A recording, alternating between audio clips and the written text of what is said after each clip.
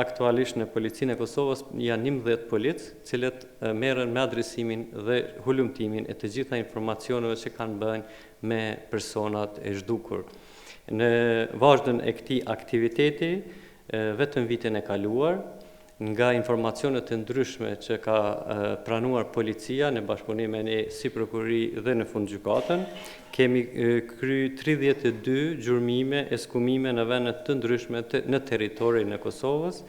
Nga këto 32, 6 janë në territorin e komunës së Mitrovicës. Çdo hulumtim apo verifikim i viktimave edhe të zhdukurve bëhet përmes standardit të njohur ndërkombëtarisht, që është përmes zhurmimit të ADN-s.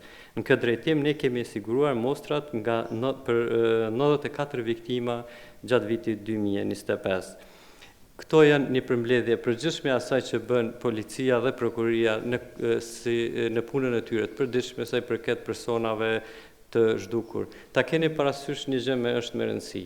Çdo informacion që qytetarët e kanë për ne është me rëndësi. Ne kemi pas raste kur qytetarë duke punuar varrezat në pranverë, varrezat familjare, kanë gjetë një qebe, një batanie, zona ndryshme i thonë ndryshe, dhe nga jo kanë dyshuar se diçka nuk është në rregull dhe kanë njoftuar policinë, që ka qenë veprim shumë i mirë, sepse më njëherë kemi siguruar urdhër gjykate, kemi shkuar në gjurmim atje dhe nga ai ka rezultuar me gjetje e shtërore.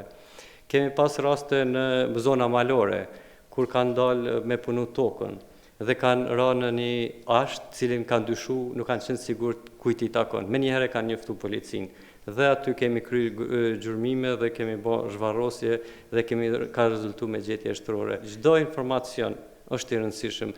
Ju mos e vlerësoni informacionin, ju bini informacionin te ne në polici. Na lëni neve ta vlerësojmë dhe të shohim nëse ka ose është e vërtetë ose jo. Prandaj e kemi kriju këtë njësi të veçantë polici që merret ekskluzivisht me përpunimin e këtyre informacioneve dhe ndjekjen e procedurave të më të tjeshme.